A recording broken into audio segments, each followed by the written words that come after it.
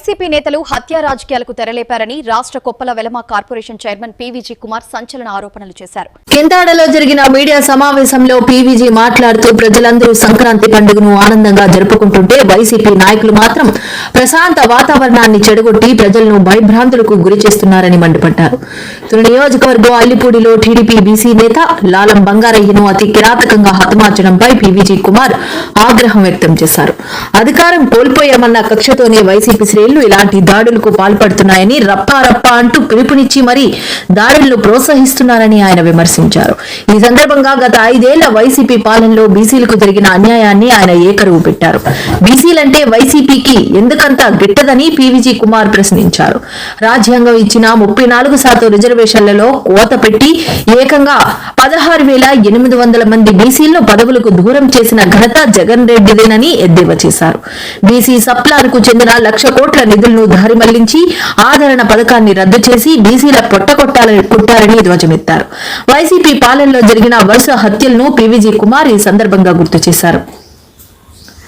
నందం సుబ్బయ్య, అమర్నాథ్ గౌడ్, బల్లయ్య యాదవ్ వంటి వందలాది మంది బీసీలను పొట్టనబెట్టుకున్నారని, ప్రకాశం జిల్లాలో పద్మ అనే బీసీ మహిళను నగ్నంగా ఊరేగించి అవమానించడం రాష్ట్ర చరిత్రలోనే ఒక చీకటి పేజీ అని ఆవేదన వ్యక్తం చేశారు. బీసీలను రాజకీయంగా, సామాజికంగా, ఆర్థికంగా అనగదొక్కడమే వైసీపీ లక్ష్యమని విమర్శించారు. అయితే తప్పు చేసిన వారు ఎవరైనా సరే ప్రస్తుత ప్రభుత్వం చట్టపరంగా కఠిన చర్యలు తీసుకుంటుందని, హత్య రాజకీయాలకు పాల్పడే వారిని ఎట్టి పరిస్థితుల్లోనూ వదిలిపెట్టేది లేదని పీవీజీ కుమార్ హెచ్చరించారు.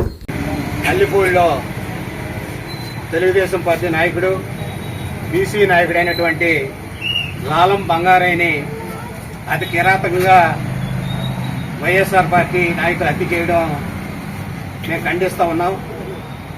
ఎందుకంటే బీసీల ద్రోహి అయినటువంటి జగన్మోహన్ రెడ్డి గారి ప్రభుత్వం మరి ప్రజలు ఇచ్చినటువంటి మ్యాండేట్ని చూసి తట్టుకోలేక 150 సీట్లుంటే 11 సీట్లకే పరిమితం చేశారని ఒక దుర్బుద్ధితో ఈ రాష్ట్రంలో ఉన్నటువంటి బీసీలని వేటాడటం మొదలెట్టారు. అందులో భాగమే నిన్న లాలం బంగారయ్యని అతి కిరాతకంగా హత్య చేశారు. మరి సాక్షాత్తు ఆ పార్టీ నడిపించే నాయకుడే మరి ఈ దాడులు ప్రోత్సహిస్తూ రఫా అని చెప్పి చెప్పడం ఎంత దుర్మార్గం ఒకసారి రాష్ట్ర ప్రజలు గమనించాలని చెప్పి నేను కోరుతా ఉన్నాను. ఎందుకంటే బీసీలు అంటే తెలుగుదేశం పార్టీ అంటే బీసీలు. అది చూసి వారలేక ఎలాగైనా మరి బీసీల మీద దాడులు చేసి భయానక వాతావరణం సృష్టించి తెలుగుదేశం పార్టీ నుంచి బీసీలని దూరం చేయడానికి ఇది కుట్రని చెప్పి తెలియజేస్తా ఉన్నాను నేను. అంతేకాకుండా సాక్షాత్తు కడప జిల్లాలోనే ప్రొద్దుటూరులో మరి సుబ్బయ్య అని చెప్పి ఓ తెలుగుదేశం పార్టీ నాయకుడిని చంపించారు. అలాగే అమర్నాథ్ గౌడ్ అని చెప్పి అతను చంపించారు. అలాగే మీకు తెలుసు పల్నాడులో చంద్రయ్య అని చెప్పి మరి బీసీ నాయకుడైనటువంటి చంద్రయ్యని పీక మీద కత్తి పెట్టి మరి మీరు వైఎస్ఆర్కి ఏ అని చెప్పంటే వైఎస్ఆర్కి ఏ అంటే ఏ అని చెప్పు వదిలేస్తామంటే కూడా మరి ఆ చంద్రయ్య ఆ మాట చెప్పకుండా ఉంటే మరి అతన్ని హత్య చేసినటువంటి విధానం చూసాం. అది కాకుండా మరి జల్లయ్య యాదవ్ అని చెప్పి కూడా అతను కూడా చంపించారు. సుమారు ఎన్సీబీ రికార్డ్స్ ప్రకారం 180 మంది ఎస్సీలను కూడా హతమార్చారు. మరి ఇది కాకుండా తెలుగుదేశం పార్టీ మరి నాయకులైనటువంటి అయ్యన్న పాత్రి గారు కానీ, పల్లా శ్రీనివాసరావు గారు కానీ, సబ్బహరి గారు కానీ వాళ్ళ ఇళ్ల మీద మరి అక్రమ కేసులు పెట్టి దాడులు మనం చూసాం. అలాగే బీసీ నాయకులైనటువంటి రాష్ట్ర మంత్రులుగా ఇప్పుడు ఉన్నటువంటి అచ్చెన్నాయుడు గారి మీద, కొల్లు రవీంద్ర గారి మీద మరి అక్రమ కేసులు పెట్టి వారి మీద దాడులు చూసాం.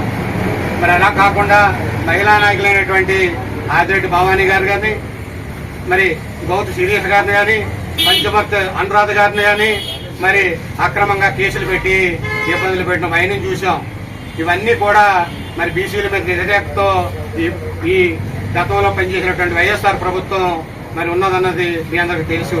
అలాగే రాజ్యాంగం ప్రకారం సుమారు ఆ రోజు 34% మనకి మరి రాజ్యాంగ పదవులు రావాల్సి ఉంది.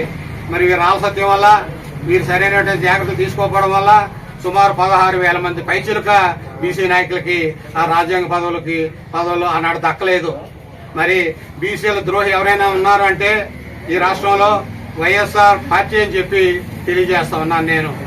ఇకనైనా సరే మీరు కళ్ళు తెరవండి, ప్రజల పక్షాన్ని నిలబడి, మరి మీరు ప్రతిపక్ష పార్టీగా ఉన్నారు కాబట్టి ప్రజా సమస్యల మీద పోరాటం చేస్తే కాస్తో కోస్తో మీ మీద ప్రజలకు సానుభూతి వస్తుందేమో తప్పించి ఇట్లాంటి దాడులు చేసి రఫా అని చెప్పి మరి మీరే ప్రోత్సహిస్తే మీ రాష్ట్ర ప్రజలు ఏమైపోతారని చెప్పి నేను అడుగుతా ఉన్నాను. నేను ఇది చంద్రబాబు నాయుడు గారు అధికారంలోకి వచ్చిన తర్వాత, తెలుగుదేశం పార్టీ అధికారంలోకి వచ్చిన తర్వాత బీసీలకి ఎన్నో రకాలైనటువంటి మరి పనులు ప్రారంభమయ్యాయి.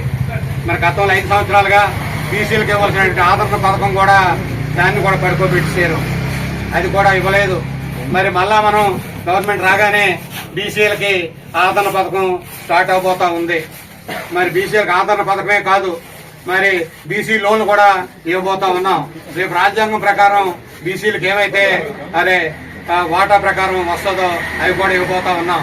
అదే కాకుండా మరి బీసీలకి పటిష్టమైనటువంటి ఆనాడు ఎస్సీలకి ఎస్టీలకి ఏదైతే చట్టం రక్షణ కవచం కింద చట్టం ఉందో దాన్ని మించి కూడా ఒక బీసీలకి సంరక్షణ చట్టం అని చెప్పి మన ప్రభుత్వం చంద్రబాబు నాయుడు గారు తీసుకురాబోతా ఉన్నారని చెప్పి కూడా తెలియజేస్తా ఉన్నాను నేను. మరి దయచేసి ఈ రాష్ట్రంలో ఉన్నటువంటి ప్రజలు గమనించాలా, మరి బీసీలు అంటే ఏ పార్టీకి అభిమానం ఉంది, ఎవరు బాగా చూస్తారు, మరి ఎవరు ప్రేమిస్తారు బీసీలు అంటే అది తెలుగుదేశం పార్టీకి చంద్రబాబు నాయుడు గారికి చెల్లిందని చెప్పి మనం చేస్తా ఉన్నాను నేను. అదే కాకుండా మరి ప్రత్యేకించి చెప్పాలంటే మన యువకమైనటువంటి మానవ వనరుల శాఖ మంత్రి నారా లోకేష్ బాబు గారు ప్రత్యేకించి బీసీల మీద శ్రద్ధ తీసుకొని మరి బీసీలకు ఏం కావాలో అవన్నీ కూడా కార్పొరేషన్లు ఏర్పాటు చేశారు. సుమారు 40 మందికి 40 కార్పొరేషన్లు కుల కార్పొరేషన్లు ఏర్పాటు చేసి వాటి ద్వారా మరి బీసీలకి మరి పథకాలన్నీ కూడా అందించాలని చెప్పి మరి గొప్ప ప్రయత్నం చేస్తుందని చెప్పి తెలియజేస్తా ఉన్నాను నేను. అదే